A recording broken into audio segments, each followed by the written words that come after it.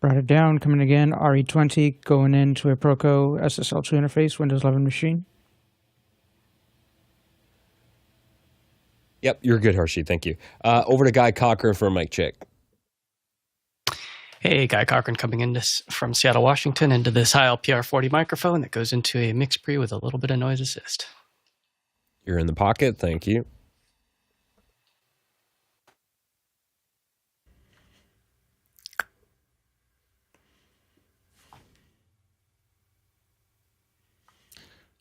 Comms is at 100%. Yay!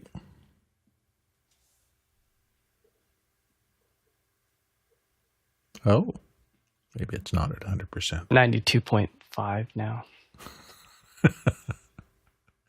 Omar, are you on comms? Can you hear us? Oh, there we go. No.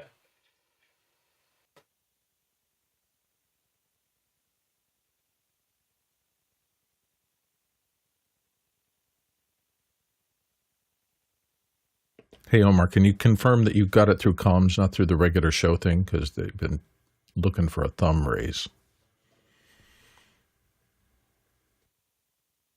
Copy that.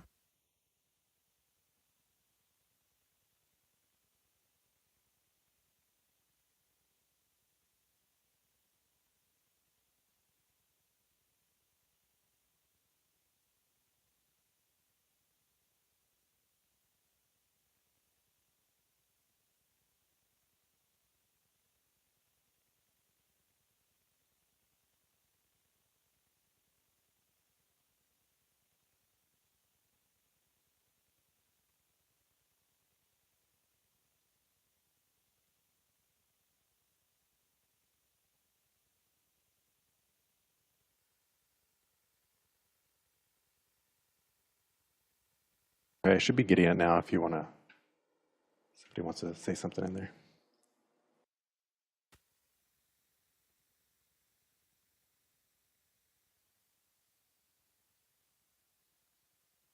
You didn't hear Robert just then, Omar? No, he still hasn't got comms plumbed in quite right. Omar, is your Unity client set to on the dial there? Is it set to panel? Because if it's not set to panel, you won't hear him. No, it was just there was no output set. I had lost connection to my interface a little while ago, and it dropped out. But if somebody could say something again, I should have it. There we go. There's that thumb. Yes. This is why we check. What are we going to do if we have somebody that's missing a thumb? Oh dear. The key's up.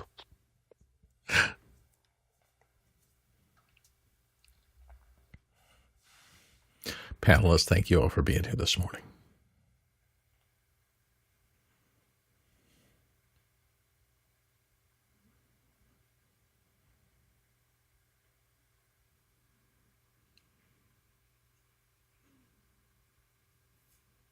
Let's have fun today.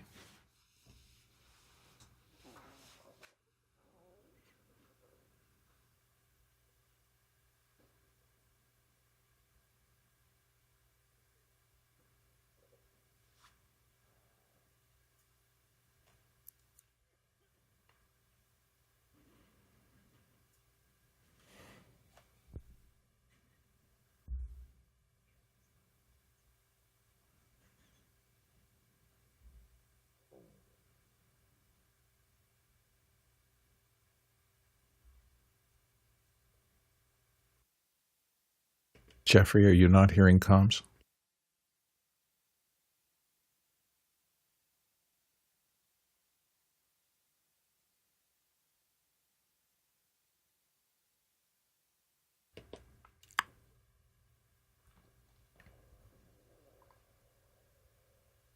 Hello, everybody, and welcome to Office Hours. We gather here every single day to answer your media and tech production questions. We've done it for 5 years plus. Alexander Knight in Port Coquitlam, British Columbia, is our reader today. Alexander, what's our first question? This one's coming from Peter Belbin in Houston, Texas, USA. For a while, it's been don't upgrade to Windows 11, but with end of life approaching for Windows 10, have we reached the point of being confident in using Windows 11 and not encountering showstoppers? So a lot of people are going to weigh in on this. Jason Bache, dive in first. Okay, as a rule, I try not to use Windows in production. That's just me. But if you strip it all the way down and get rid of all the automated tasks and the background tools and this, that, and the other, I don't think it's any worse than Windows 10. It just takes a fair bit of work. And keep in mind, end of life doesn't mean it can't be used for bespoke purposes, just not on the public internet. Omar Ganan. Well, this is largely anecdotal, but I upgraded all of our production machines to Windows 11 about 9 months ago, and I haven't really had any adverse effect. So, yeah, go for it. They're mostly vMix machines, and they've been working just fine. And one of our panel's longtime PC experts, Courtney Gooden. I've been using Windows 11 since it first came out here on this show, and it hasn't, other than the, hopefully this USB glitch and this Dell would go away. It seems to have gone away a little bit now with some firmware updates. I've been putting Windows 10 22H2, which is the last version available for the 32-bit on these little stick PCs. And then I thought I got them all upgraded, and then yesterday they came out with an announcement. Some fatal violation of the, fatal flaw in Windows 10 22H2. Now I've got to go back and update them all again on Windows 10. So, but 11 has been pretty solid for me. I have not had any problems other than the constant updates. Jeffrey Powers. Yeah, I've been using Windows 11 ever since it started. The biggest issue that a lot of these programs would come into is what's called, basically, when you updated to Windows 11, you could only do so on computers that had a CPU with a TPM module. That's a trusted platform module. It's very similar to what Mac has for security. But bottom line is it's security, and programs would have a problem running through that security, and therefore they wouldn't work as well. So that, and they just didn't update to Windows 11. A lot of these programs are very lackadaisical in trying to update their programs because they're trying to save money here or there or whatnot. But the reality is, if you were on a Mac and the program didn't get updated, Mac would just say bye-bye. And I think at this point, if your programs cannot run on Windows 11 safely and solidly, then I think it's time to also say bye-bye to that, like I did with Waves about 2 weeks ago. Alexander Knight. So with any operating system, including Windows, I have a few machines with Windows 11. I haven't had any issues. I know that with the 22H2 update, there were some reports of problems early on. I think some of that stuff is being ironed out. Now, you do have to be careful with these insider updates that they do. I think they're quarterly. These big updates, I hold off from those. I do not have automatic updates turned on my Windows 11 machines at all. I install them once I know that the dust has settled. And same with any operating system that I use, including macOS. I know certain people that know what they're doing that have no intention on upgrading to Windows 11. I mean, Steve Gibson on Security Now talks about this all the time. He hates Windows 11. He doesn't want to upgrade. He has no reason to. And that's fine. Look, if you know how to handle security, if you've locked down your network, you know how to lock down your systems. Plenty of people use old operating systems, and it's just fine. So a lot of the issues with people getting viruses and all sorts of malware are generally social engineering attacks, people clicking on links, getting confused and clicking on something that looks like a PayPal link when it turns out to be something else, and then they steal your credentials or they get in another way. So if you know what you're doing, and I've been a long-time Windows user, I started on Windows before I started on Mac, and I don't get viruses and I don't get malware. I don't click on things that I don't need. So, as long as you know what you're doing, you could probably stick on Windows 10 just fine. There's lots of ways to strip it down and disable services you don't need as well. Just remember, you've just poked the cosmos. I'm going to hope that within 2 weeks somebody doesn't try to attack you. Let's go to Courtney Gooden first. Courtney? Yeah, it was 24H2, not 22H2, that had a lot of problems when they first rolled it out because it was pretty young. I think they rolled it out a little too early. 24H2 is the current latest version feature update. They do a feature update twice a year. That's the H1 and the H2s. And the 24 is the year in which the update comes out. The automatic update you can't really turn off unless you use, I think there is, if you use group management, you might be able to go in and turn it off. But usually you can turn on a switch that says find all the latest updates and immediately download them. But if you turn that switch off, it still updates itself. So at the regular intervals, there are the next feature update, which I guess will be 25H1, is promising to change the start menu. So we'll see what a huge wrench that throws into the world. So I'm holding my breath on 25H1, which has not come out yet. Guy Cochran. Yeah, I've been running it for a while. It seems to be not a showstopper. It's one of those things where you go, hey, can I isolate whatever app it is that I need to run on a separate device and make sure that it's solid and shift over gradually? If you can, there's other things like Shadow PC that you can fire up in the cloud and then test and use it as a test environment before fully switching everything over.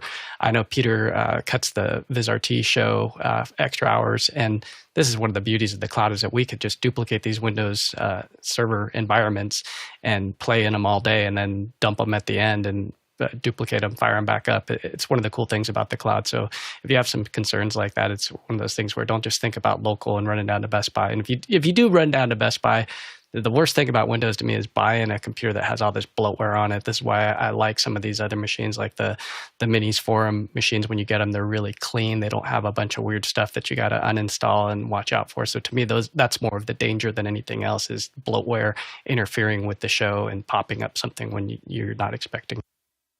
Peter, thank you for the question. Next question.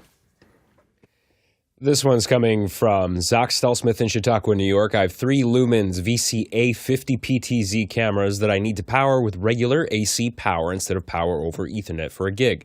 The input is 12 volts. Can anyone recommend an adapter?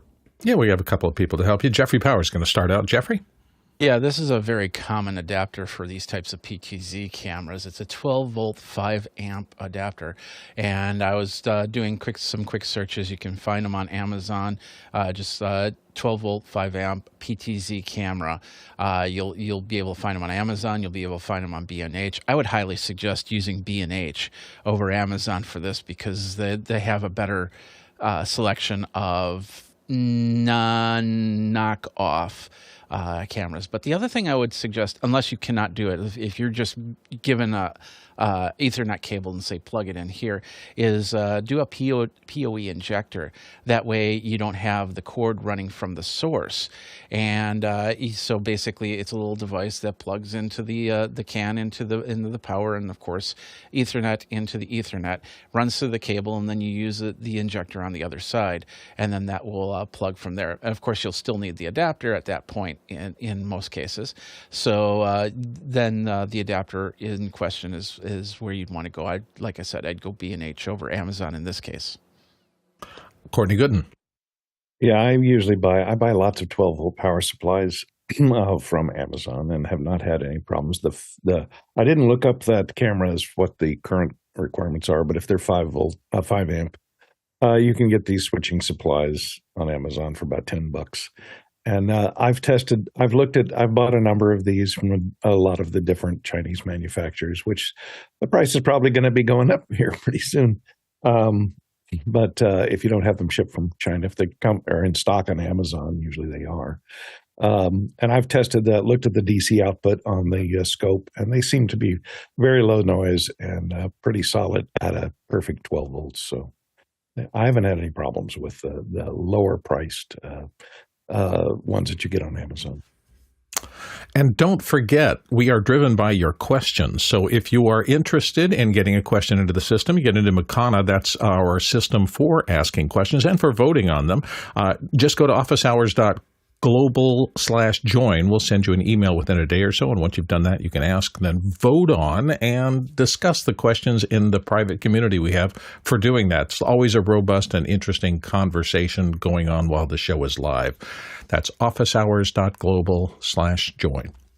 Next, Alexander Knight, you had a thought that came in late on that last question? Yeah, so just quickly with the 12 volts, my understanding is that you can derive 12 volts from USB-C chargers. Now, I've purchased USB-C to DC barrel connectors, so you just have to calculate how many watts that thing is going to use. But I think if you get something like a powerful GAN charger, you can power that kind of stuff. Like, in fact, actually, I'm just testing a new Godox panel light that has the option to be powered off of USB-C, and I plugged it into a 65-watt GAN charger. It needs at least 50 watts to have 100% brightness, and it's running just fine off of that. Okay, hopefully that'll help. I just wanted to say, sorry. I looked up and I saw a different array. So, yeah, go ahead. It was me. Sorry about that. I just want to warn against trying to use a USB-C to a barrel adapter, because USB-C is negotiating a format that you plug it in and it sends data back and forth and negotiates the power that the power adapter will deliver, either 5 volts, 12 volts, 20 volts. And if you don't have that, it could go to 20 volts coming out of that barrel. So make sure if you do get something that is USB-C to a barrel adapter that it's set for the correct voltage. It has to have a chip in it that negotiates that power, because depending upon what power supply that has USB-C adapter on it, the USB-C socket on it, it could deliver the wrong voltage to your camera. So be very careful about that. Mickey in the chat also said, avoid non-locking connectors like USB. That sounds like the voice of experience saying if you've got a critical pathway, non-locking connectors do not help you. Guy, you had another comment? Yeah, be careful too of that center pin power. So the adapter that you get, be aware that there's a little plus symbol that shows that that's the center pin. The other thing, if you do use something that's USB, be aware that you want to test it under load, because what happens is if you go to actually, let's say for instance, you fire it up, all your multi-views show your video, but then you go to actually make a move, that requires the power draws when the motors engage and start to move. We've had this happen where we had some PoE plus instead of PoE++, and then we went to go make a move during a show, and it was like, it didn't have enough power, and then reading the manual, it's like, oh, this needs PoE++, or it won't work. So be aware of what you're dealing with. But I would try to go PoE+, or PoE in this case. I think it's, read the manual. Oh, yeah, it's PoE+. So be aware and get the right switch that has the right output, and that way you just have one cable. Next question. This one's from Guy Cochran in Seattle, Washington. Did Rode just acquire Lectrosonics? Cochran just threw a Cochran, and the answer is yes. There was news out this morning. I saw it from a variety of things, so that's a pretty big change in the world there. Looks like the folks are from Australia, so another Australian company snapping up one of ours. But let's get to Alexander Knight. Yeah, it's this really interesting press release that I'm reading here, and I posted a link in the chat there from cined.com. I don't know who this Peter Friedman guy is, but I kind of like the way he operates. Well, first of all, they want to have some U.S. manufacturing, and also, of course, for those that don't know, Rode also acquired Mackie as well. So this is going to help both Rode and Mackie in the United States. But one of the things that he said was, and I quote here. He said that we're going to, this is about a culture shift. He said, we're going to walk in there and everybody gets a pay raise for a start. Then we're going to add Aussie conditions, a gym, better facilities. And then I'm going to put a sign out that says, wanted 200 people. There you go. Putting himself on the map. Courtney, what are your thoughts? Well, and, we've always had some pretty high tariffs and, of American goods coming into Australia, and maybe this will open up a cheaper path to get the Lectrosonics gear in Australia. Also, it'll give them a manufacturing facility and they bought all the intellectual property, so their digital hybrid wireless might be something that Rode might be interested in, because they've been in the in the 2.4 gigahertz open frequency range for their wireless mics. And so this will give them an anchor of wireless mics that are in the VHF frequency range and UHF frequency. Jeffrey Powers. Yeah, this definitely is solidifying Rode as a real big game player. I would always think, and I think other people thought, that Rode was more of the weekend warrior podcaster type system, and of course it easily crept into regular production. You see it in TV production. You see it in other types of production. So adding in something like Lectrosonics in there, adding in Mackie, and of course they just brought out their new video board to compete with the A10 Mini. These are things that are making me think that they want to really break through into a new area, or even though they've broken through into the new area, that they want to solidify that people say that this is an industry leader. And we're talking not only just broadcast, but also podcasting and music and everything like that. And I think this is a really good move for them. Seems it also reminds me how big production has become, because now something that was a consumer style, prosumer, I guess, style product, they've sold so many units globally because so many people are now doing production and need things like wireless audio gear, that they've become bigger than the stalwarts, many of the stalwarts in the industry, and are able to buy the cachet of a company like Lectrosonics. It's been around the professional landscape for decades now, simply because they understood the global marketing game a whole lot better than some of our finest companies. It's just a change in era. It's going to be an interesting thing to see how this all continues to shape out. Next question. David Brady in New York City, New York, USA. Colleague is using a Synology NAS at home for media tour recordings. Are there any automation tools for DMS where we could offload these up to Sony Ci Media FTP's endpoint, not SFTP, thinking a script or watch folder? Jason Bates, do you have some suggestions for him? Yeah, I think he means DSM, not DMS. There are a lot of ways to do this. Fast and easy way that I was just playing around with a second before this came up is just a Docker file. So if you create a Docker file, you can do this pretty lightweight. It's 4 steps. Create a Docker file, tell it what you want to do, instantiate, SFTP, which is FTP over SSL. And then, let's see, what number 3 would be what? Create the compose, and then build the script, and that will do it. Of course, you need to replace it with your credentials, and please, by all means, hit me up on Discord, and I'll give you that script directly. Nice. So hopefully, David, that'll solve your problem. Next question. Guy Cochran in Seattle, USA. Some of us just got our $79 open source remote KVM over internet pre-order. Is the tiny GL.iNet Comet any good? Now you're witnessing a true Cochran in the making, because this is Guy's question and he threw it and now he's going to catch the ball downstream. A rare play here, but let's go for it, Guy. Got it. All right. So I got hit with one of those ads on Facebook that says, hey, look at this new device. And so I pre-ordered one of these little, and they're tiny. Let me pull up the image of how small it is. It's way smaller physically than I thought it would be. So it's this little tiny device that plugs in Ethernet, HDMI, and USB. And basically it allows you to do keyboard, video, and mouse over the internet. So the deal is that it's $79 as opposed to something like TeamViewer or Splashtop, where you're able to remote in and get there's different ways that these manufacturers use to transfer those pixels. And in this case, with the GL.iNet, you're going to see that it's H.264. So it's an app. So you install an app, and one of the things that I don't like about it is that I'm so used to using Splashtop with an iOS device. So I could be out on the road with an iPad with cellular in it, and I can take over any computer from the road and just pull over, get whatever needs to be done, and then shift back. Well, with this one, let's say, for instance, at my church where somebody gets sick and I just need one of these little devices so I could start the stream, position some cameras, adjust some audio levels. This would be a great device for something like that. $79, you don't have the ongoing monthly fee. I don't think it's ready for prime time in the version 1.1 firmware. I'm getting some connection issues, and I know it's not my network because it's super solid here. But one of the things that you can do once this app is running, so you're now behind the firewall, is that you can do things like, you know, zoom in, zoom out. So this is just NDI,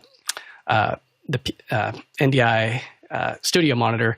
But the nice thing is that if you did have somebody afar that said, hey, I want to adjust that iris, they can control that iris. So they have all that information for color and focus and all the things that you can't get over NDI bridge. So it's a cool device overall if you need to get into a corporate environment. I know that a lot of installers like to put like a little NUC or something inside of a client's rack so that then they could take over. And this would be a way that instead of having a bunch of TeamViewer licenses or Splashtop licenses, that you can take over and remote help somebody without having to have all those. The things that it's missing right now is guest access. I would love to have users and groups where I could go in and fine tune those things, but I'm sure they're coming as this is just version 1. But cool device for $79. Courtney Gooden? A couple of questions for you. What is the latency like if it's doing H.264 encoding for its video and operating a mouse remotely can be a problem. So what's the latency like? And also they make a version for $99 that has a board, an ATX board that goes with it. Does that go in the client machine then? Exactly. So that's another one of the hip things about this that's different than other devices, because there's nothing more fearful than when you have to take over a device and you can't connect to it and you're just like, oh my God, what am I going to do now? So if you do have a computer that you can install a board into, this will allow you to power reboot and even go into the BIOS if you need to. So that's pretty advanced. And I think that some data centers or some sysadmin type people that need to work from home or work from afar where they're controlling things really far away, that they're going to love that feature and install those boards. Regarding the latency, it's pretty fast. I mean, like you're seeing me, if I move this PTZ, I mean, it feels very fluid. Now, right now, you could see that it says mouse. Does the mouse cursor lag, in other words? Yeah, it does. You could see it chasing. I don't know how much you could see, but you could see it chasing. I mean, there's a few milliseconds delay.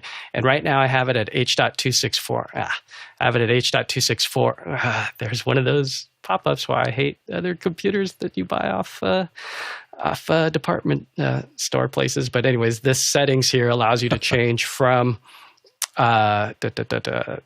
quality, low, medium, high, ultra high. So at ultra high, it's still H.264, and you're going to watch the kilobits per second ramp up. So now in ultra high, it's at 8,000 kilobits per second, whereas at the stock medium, it's sitting at about 2,000. So, and then there is a way to bring over the audio as well as the mouse and the keyboard. And then you can do this thing where it's show virtual keyboard. So if you need to do like a Control-Alt-Delete or something like that, you can also do that. And there is also show local cursor versus, which I like to leave on. I do like to see that trail behind the, oh, now it's not working. And now connection's lost. So there's there's the error that I was talking about that's still scaring me. It'll come back pretty quick, but still that just scares me if I'm in the middle of a show and I need to cut, or if somebody calls over comms like, hey, move that just to preset 2, and I can't hit preset 2 on that call, then, you know, dead in the water. So it's still a 1.1 release. I checked this morning and it still is, yeah, it's still up to date, but that is the Comet, and still in bug trapping mode, perhaps. I also noticed on it says may not be available in certain countries or regions. Are there prohibition against VPN in some countries? Is that what would cause this problem for tunneling? Or? I'd imagine so. Jeffrey Powers has another question. I can answer that question. It's all about security, and if they don't have the infrastructure in the country to handle this, then yeah, it's not going to do it. And you got to remember that in order for this thing, and there's another one called Jet KVM that does the same thing. In order for that to happen, you need to have it talking to the cloud, which will then figure out what your home IP address is, so it comes in here, which can also bring in security issues. Like, for instance, was it a couple months ago, there was the whole incident with TP-Link routers that if you didn't have the right credentials, if you didn't change the password on your router or anything like that, then there was a hack that people could get in and get into your systems. And of course, if they can get into that KVM, they're causing damage on your computer from afar. So these are some of the security things that I want to bring up when it comes to just taking a plug and play device and putting it into your network, because you could be fast asleep. They don't need to come through the front door because they're coming through your internet door to completely destroy whatever you have on that computer, and maybe even in your network if you don't have the proper security set up. Don't forget, we are expanding office hours into occasional additional shows, mostly in the evening for those of you who are time challenged. And I don't mean in your time challenged. I mean that the show time challenges you able to consume it. We have extra hours on Monday nights at 6 p.m. Pacific. That's when Grant Whitehead talks about all sorts of tech subjects there. On Tuesday, we've been doing special shows. We did one day before yesterday on Final Cut, but we will have others as they come up. Thursday, The Rundown with David Paskin. He hosts a panel that takes a deep dive into why technology continues to evolve. So lots of things for you to pay attention to at different time slots, if that works best for your schedule. Next question. This one's from Pedro G. Gonzalez III in Washington, D.C. For products like ZowieBox and GL.iNet routers that connect to networking equipment and computers, are we not concerned about security? How do you use them safely? Omar Gadan is going to help you out here. Omar? Well, I can't speak for the ZowieBox because I don't own one of those, but I do own a couple GL.iNet routers, and I guess it depends on what you mean by are we concerned with security? I mean, these are manufactured in China, and maybe if you're in a government institution or doing productions for enterprise, then they might have some concerns, and that's a discussion you should probably have. But I use them. For example, I have this one right here, the Barrel, and I have another one that's very similar. And I use them in my fly packs as just a traditional router. They have the same WPA3 security, and they work fine for that. So I wouldn't be too concerned if you're not in a high security environment. Jeffrey Powers had some thoughts. Yeah, as I said about security with routers and everything, and bypassing all the router protocol, something like a GL.iNet. This is the Slate 7. This was the one that I got when they came to CES and they got awarded for best of show, I think it was. And so it definitely is something that if you misconfigure it, then it can cause problems. But if you configure it properly, if you put in a good password, good username, then it's going to be a lot tougher for anybody to try and get into unless they already have a backdoor. And I don't think GL.iNet or ZowieBox has those types of backdoors. I could be wrong, of course. That's and of course any device, whether in China or the United States, could have something like that. And then we don't know it until all of a sudden it gets exploited. So you could run through the tests there. And then if you've got to go, as Omar said, if you've got to go into a government building, they're going to probably give you a whole bunch of regulations, laundry list of what to do with your system if you want to use their internet to stream out. And if they don't, then ask the questions, because then you don't walk in there a day of and find out that they block all the ports for streaming, for example, so you can't even get the stream out. Next question. This one's from Ryan Ewell in Kigali, Rwanda. Any recommendations for a basic USDZ 3D model cleanup tool / app? I want to delete the ground surface underneath models when created by the iOS app Polycam. A simple and easy app as much as possible. I tried 3D modeling in 1994 and it wasn't my thing. Jason Beish might have some help for you. Jason? Yeah, there are a lot of ways to do this. I would start by playing around with the crop function in Polycam just to make sure that won't allow you to do it. You can turn the model all the way around and then crop from the bottom up. If that solves your problem, happy day. If not, Reality Converter from Apple mixed with Blender, which is free and open source, can let you use Apple's USD importer to get into Blender, and then from there you've got full control of your scene. If you want something quick and easy that's mobile, Nomad Sculpt, I think, is $15, lets you import USDZ, manipulate meshes, and then delete layers if you can and separate them pretty easily. Also, there's Forger, which is free or paid from Maxon. So yeah, you got a lot of options there. Hopefully that was helpful. Let's go to the next question. David Brady in New York City, New York, USA. Has anybody leaned into the Streamdeck Studio with Bitfocus Buttons 100%? I still can't really understand its best use case.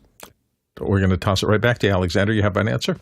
Yeah, so this product is clearly aimed at the broadcast industry. At least Elgato's trying so hard to get people to buy that thing. I don't know how many of these things they're selling. Also, Bitfocus Buttons is a subscription service as well. But from just anecdotally from some of the people that I've seen that have been complaining about it, a lot of people that are in the broadcast industry prefer buttons that feel like professional buttons.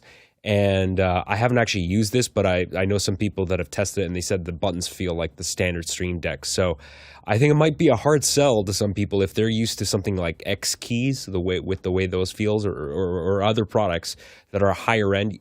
As far as the cost is concerned, yes, it's cheaper than the competition, but at what cost? If you don't like the feel of the buttons, if they're not going to last as long, what's the point? Next question. Next question. I'm sorry. Omar Gadan had his hand raised for that, and I was looking over, getting ready for something 2 questions down, and I made the error, so I don't want to leave Omar out. Omar, dive into that. Well, I'll just add on to what Alexander said quickly. I think the market for these are really, if you're in an OB truck or building a studio, these keypads right here that you can see, this is what they're trying to compete with. And if you ever had to pay for any of these things in here, they are quite affordable in that case. So I think for smaller studios that are trying to have advanced functionality and give a lot of control to their operators, I think there's a place for them. But as Alexander said, a lot of people don't like the buttons. The buttons aren't great. And if you're calling your product buttons, have some good buttons. And it's hard to compete with $0 too. I mean, going from $0 to a lot of dollars is tough too. Yeah, that bothers everybody. And again, back-end crew, my apologies for fumbling that last one. Let's go to our actual next question, which is probably already up. This one's from Craig Kradoki in Toronto. DPA Mic University has a new 5-part series on wireless mic technology. Thoughts? And Courtney Gooden's going to help you out here. Courtney? I took a brief look at this, and I'm pretty impressed. I think they're doing this to avoid a lot of questions to their tech support, but it's a great guide to wireless pro audio wireless. And it's not a video, which a lot of times you'll see a tutorial that's a video. This lets you scroll through at your own leisurely pace and learn one item at a time, and it talks about wireless transmission, analog systems, and it covers the very basics of how wireless transmitters and receivers work. And then they get into things like calculating wavelength, which you need to know if you're going to cut your own antennas to the right length, and then the basic RF space that's out there and what licensing is required. Frequency range for transmission, characteristics of frequency bands, answers a whole lot of questions if you're going to delve in and use a lot of professional wireless mics in your audio system. So it looks like a good source of information written by someone who is quite knowledgeable of the subject. Next question. This one's from the QR code, Chris Fonte in Columbia, South Carolina. Guy, what teleprompter are you using? I saw it on Extra Hours Monday, and it seemed to be quite large. Guy Cochran.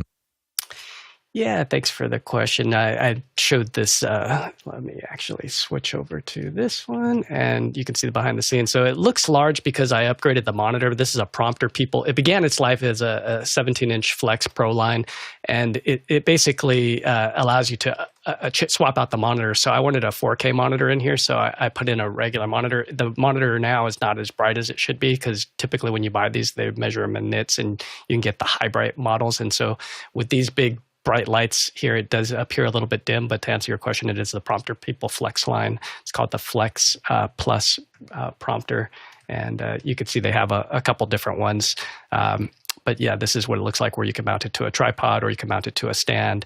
And then there's different size monitors, and you can change the angle. And they have iPad models, and then it's 65-35 glass. And then you can see some of the comparisons for high bright and versus bright, and you can see the sled there. So you could put on different kinds of cameras, varying heights and different form factors. So I like it. Mine's probably 15 years old, so I've had this thing, since 2008. So I've had it for a long time. So when you're looking at them, get a good one, buy once, cry once.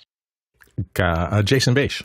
Yeah, plus one on Prompter People. I've had a number of these, including the very large 24-inch high bright monitor versions, and they really do work beautifully. Do yourself a favor if you're going to commit to that much money.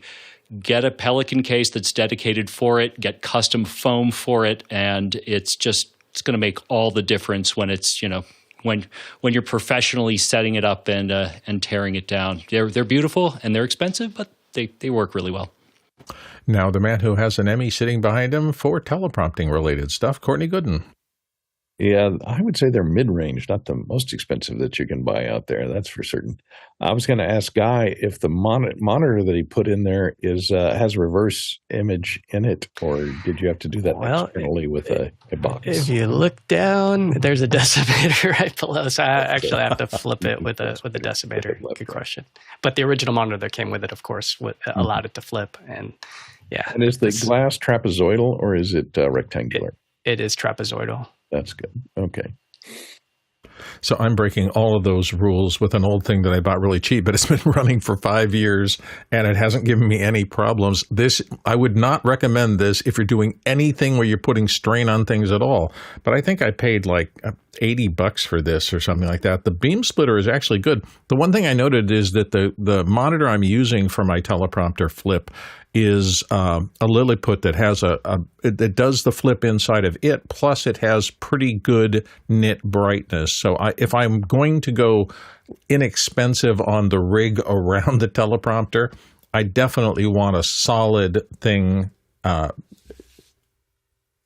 generating the signal that's going to be reflected through the glass. So a lot of different possibilities. Hey, by the way, if you have questions you want to put in the show really quickly, you can just type in askofficehours.global. That is askofficehours.global. And I'm looking to the side because I need to change that and hit that button. And then the QR code is going to come up on the bottom of the screen. That gets you to the same place, askofficehours.global. It allows you to use any web browser or a phone or whatever to get questions into the queue. If you're watching the show and use that, you can really get directly kind of into the process and get a question in real quick. Somebody's going to review it in the back end, make sure it's formed correctly and the rest of that. But it's the quickest way, askofficehours.global. So, next question. This one's coming from me. What do you want the next Mac Pro to look like with respect to hardware? Do you think the delay is because Apple is trying to come up with some kind of unique processor config that warrants the price tag? Jason Beish, your thoughts? First, second, and third answer is nobody knows. So we're all going to be guessing, I think. I think they're having problems getting anything that really, really needs that kind of power. And second, I think they may be having some I/O issues with the PCI interface and integrating it with an ultra version of their most recent processors. That cannot be easy. Other than that, it's anyone's guess. Courtney Gooden. Well, I was hoping that they would go with something a little retro, because that's really in right now. Retro is really in. So I'm proposing that they come up with this case.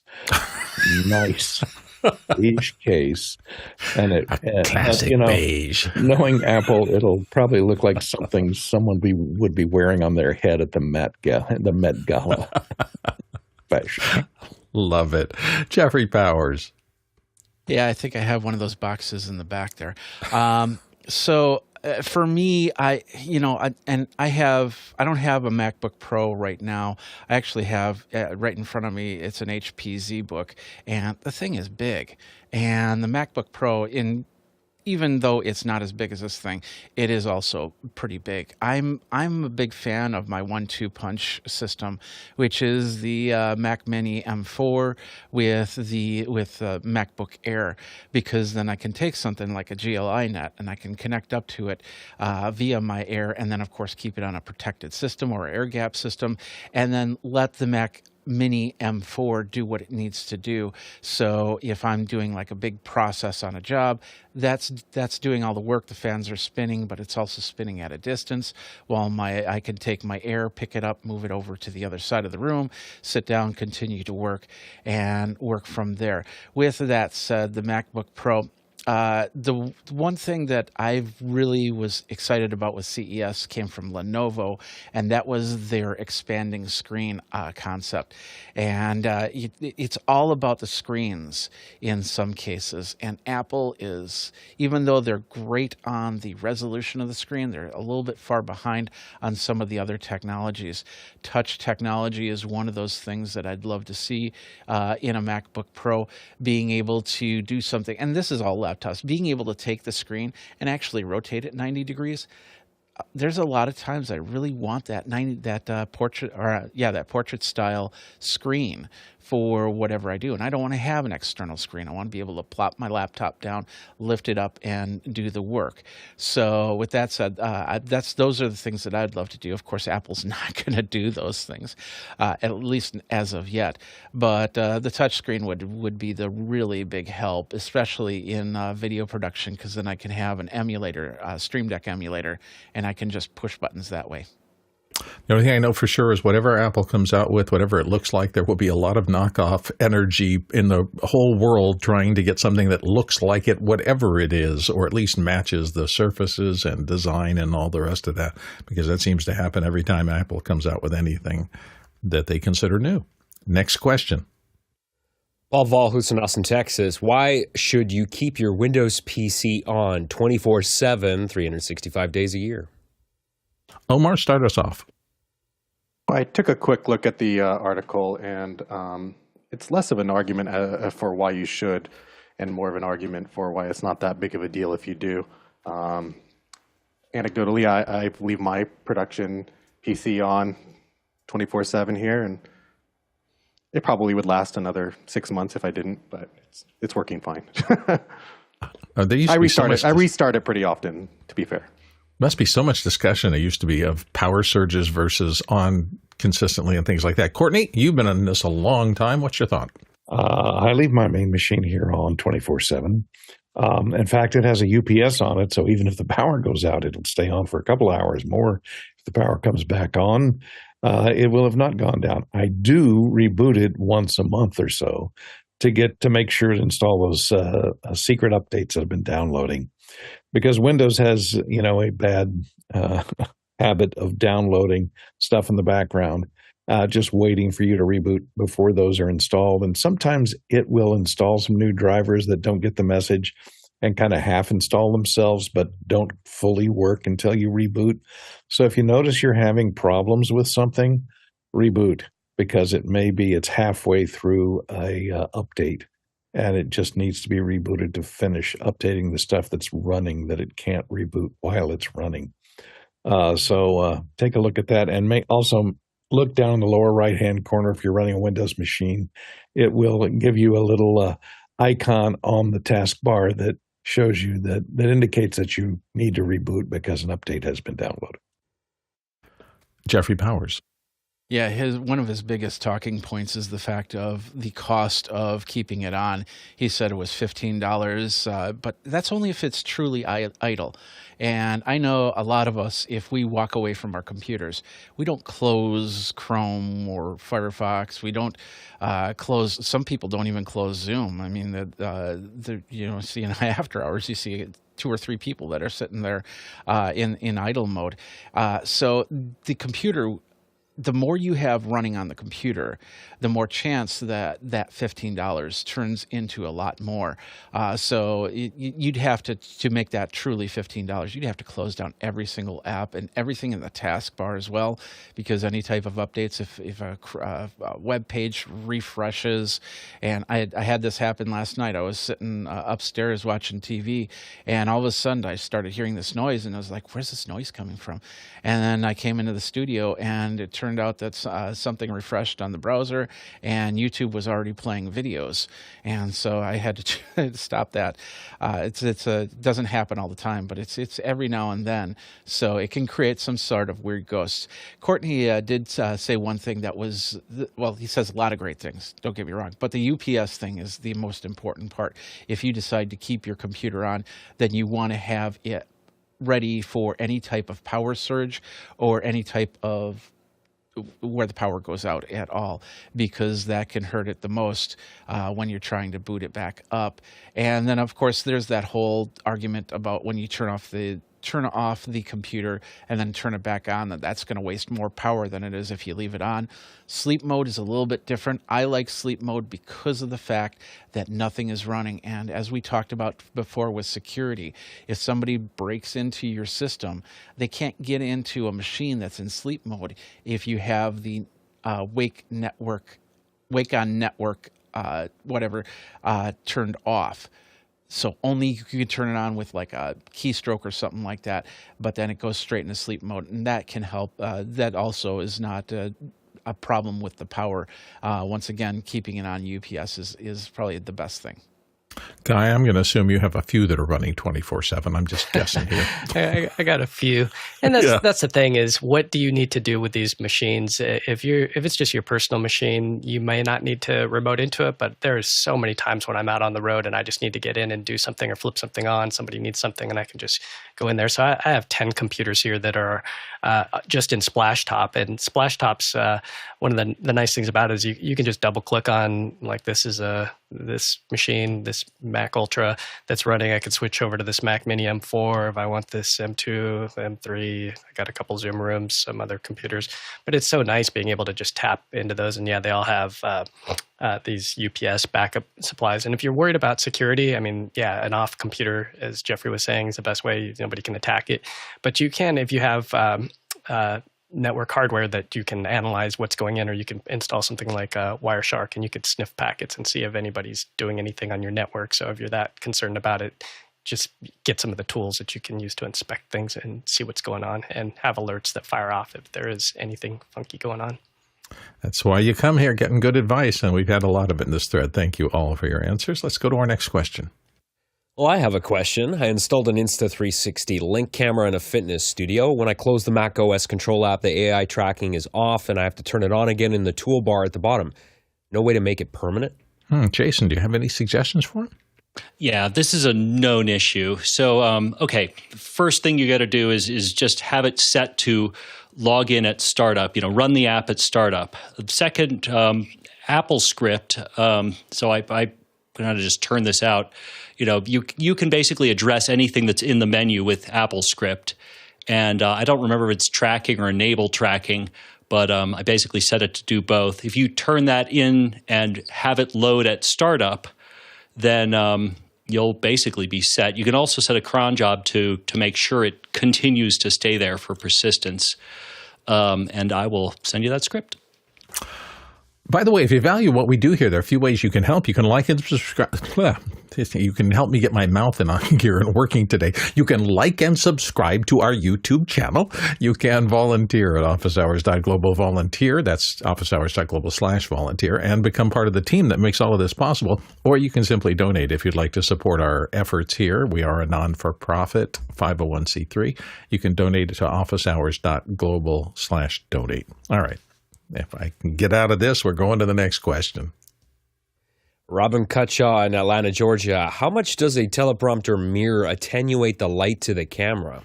And we have someone who knows, Courtney Gooden. Courtney? Well, kind of. I was just busy licking and prescribing to my favorite. Anyway, typically you'll see a number associated with the glass when you purchase it. And you can purchase teleprompter glass with different levels of reflectivity. Usually the typical prompter glass is 70/30. The first number is the transmission number, 70%. The second number is the reflection. So 30% reflective.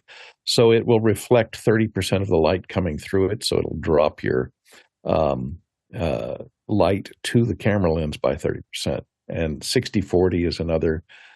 We use 60/40 for outdoor. That way it has a higher reflectivity, so it gives you a brighter image outdoor when you're fighting sunlight.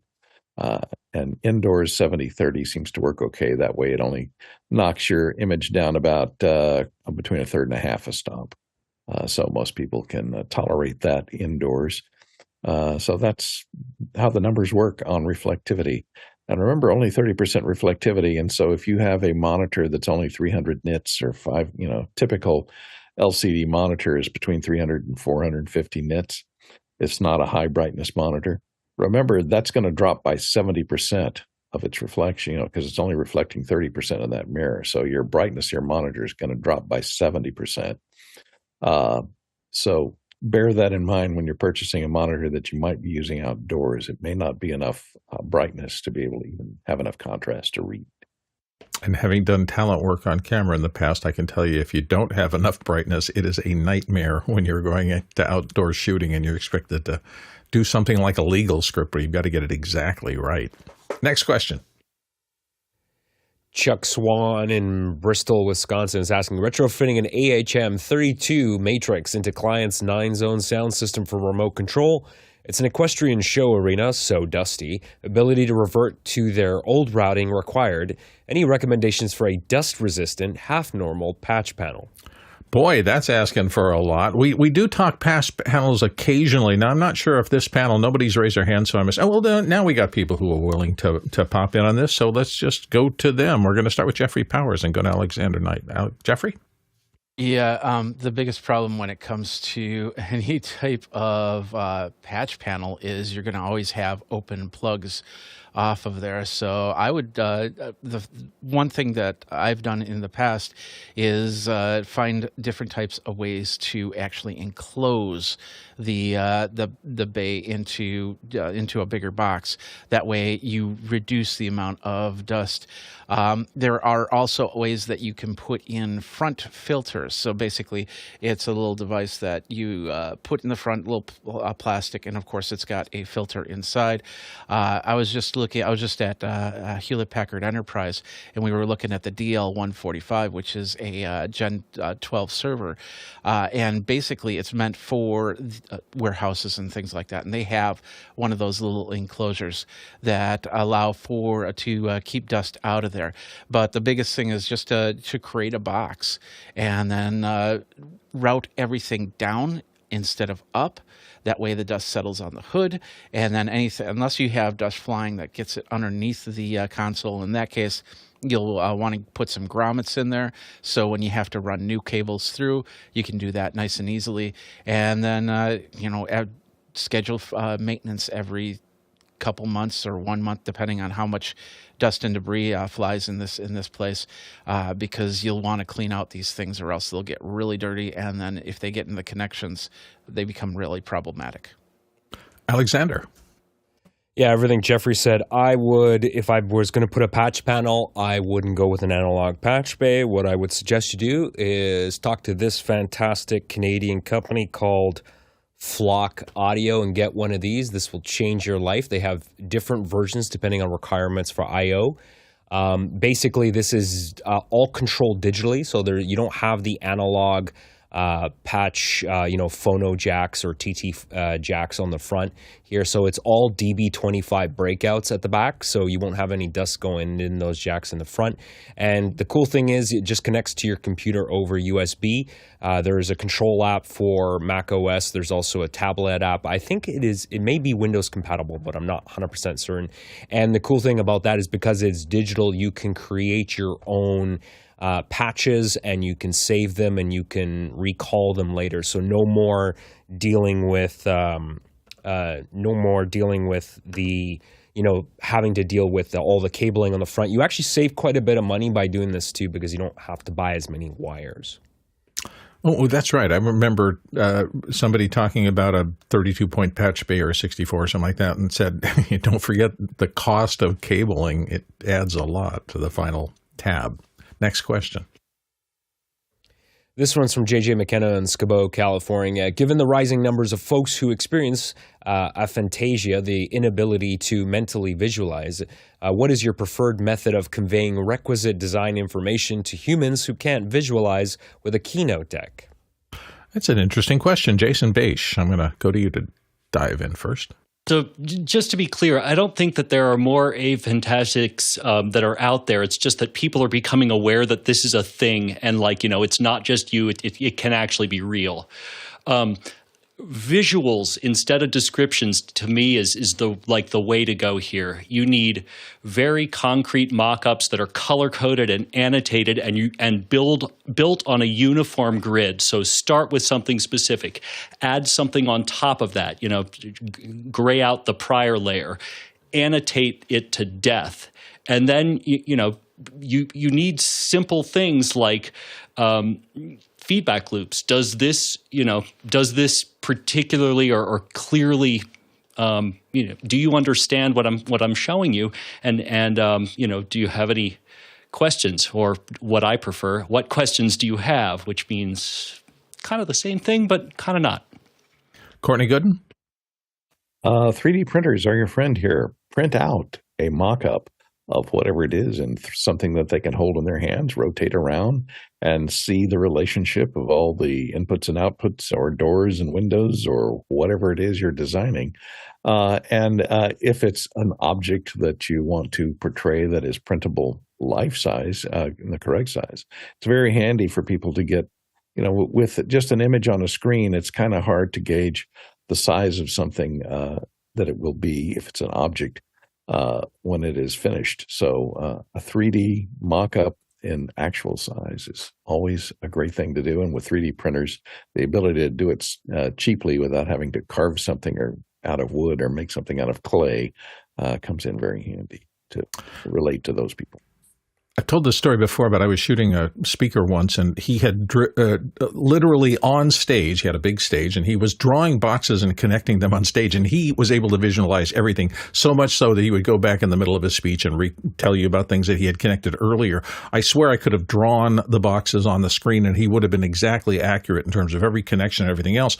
But I'll never forget turning around and looking at the audience, and about 50% of the people were absolutely engaged and fascinated. About 50% of the people were all going, what is he talking about? And I just realized that there are people who have this ability, and there are people who flat out don't. And it's really interesting that you bring this up. So, we're trying to get the entire audience whenever we're doing something like this to get on board, and people are different in how they process information. Jeffrey, you got a comment before we leave this? Not only people are different, but it's also a gender thing, because I remember watching a show, one of these memory shows, and the one thing that they said was that males will like the visualization better. Like, for instance, if you were asking for directions and somebody said, well, go down and you'll see an old KFC, and then you can turn right, and then you'll see a McDonald's and you turn left, the male would appreciate those directions, but whereas a female would be go down 3 blocks, turn right, go down 2 blocks, turn left type thing. So it's also really caters, and I don't want to put it in those containers, but that's how it was approached to me, because it could definitely, there could be males that could work analytically more than visually. So it's definitely a thing, and I'm pretty sure I'm more of a visualizer than I am a go down 3 blocks, turn right person. Yeah, and as you mentioned, I'm sure that border is very fuzzy and goes deep into the two different camps, because there are many camps you want to put it in, because everybody is different. That's one thing I've learned. You never can presume somebody processes the same way. I never presume they're going to process things the same way I do, because I've been proven wrong hundreds and hundreds of times. Next question. This one is coming from Ryan Ewell in Kigali, Rwanda. Any thoughts on a remote login solution for education for students, i.e. many users that can remotely access and share a few machines, so that students can access computers from home to utilize the software capabilities of the school computers? Guy's going to help you out here, Guy? Yeah, it really depends. For questions like this, I usually go to this Reddit sysadmin group for K through 12 and higher ed. Basically, there's a lot of options, and it depends on your budget and how secure you want it to be. There's free options, just like Google has Chrome, Remote Desktop. You also have the one that I use, Splashtop, and it's $15 a user. The benefit of the higher end ones is that you get higher frame rates. You can use hardware decoding and encoding. You can put what groups that you want people to access those machines. So do you want them to access in real time? Because you could use a simple Zoom meeting and grant permission for somebody to, you could do a share screen and then grant somebody permission in the meeting. So it just depends on when you want them to log in. There's also things like Cloudflare tunnels, Apple Remote Desktop if it's Macs, there's NDI KVM. There's so many different ways depending on how you want to punch through, or is it just pixels that are being transferred over? Or you could get the box that I showed earlier, the GL.iNet, and hand out logins that way. So there's a lot of different avenues to go, just depending on how much you want to spend and how you want to hand out those credentials. TeamViewer is probably one of the most popular ones, but it does get pricey really quick. You know, we do have one more we can probably do real quick because we have an expert here. Next question.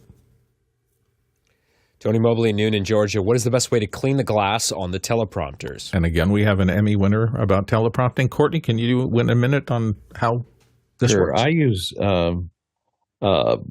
sprayway cleaner. You need to use a cleaner that does not have ammonia in it. It's alcohol based. Or if you want to make your own cleaner, you can dilute isopropyl alcohol to 50% with distilled water or purified water.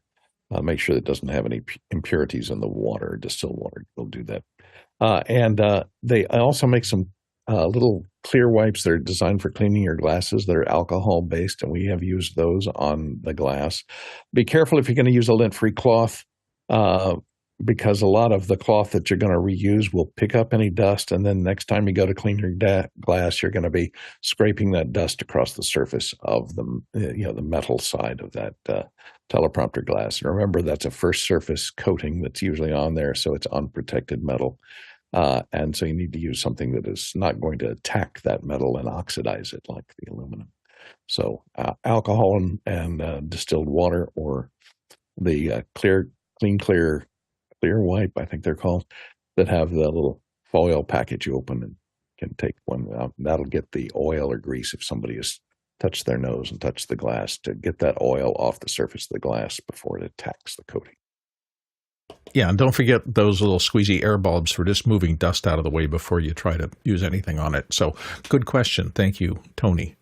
Thank you all for being here and watching today and paying attention to the expertise given out by our amazing panel. And without the panelists, this show would not happen, pure and simple. It also would not happen without you, the producers who ask the questions into this show. Thank you so much for being here every day and making this show possible.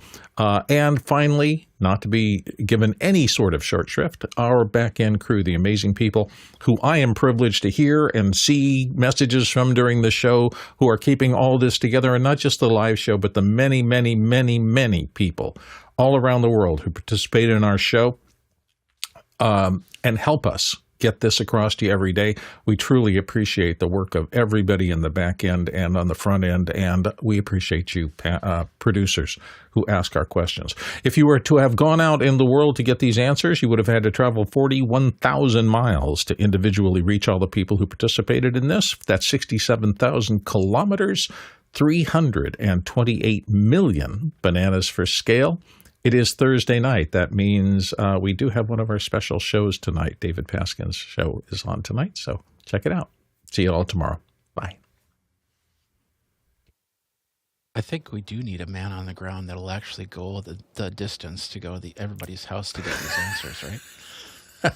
Someone with a quantum travel machine who can pop into various places around the world. String of bananas, yeah. If only somebody had done a TV show like that. The amazing banana race. Thank you all for being here. It was a pleasure to see you all this morning.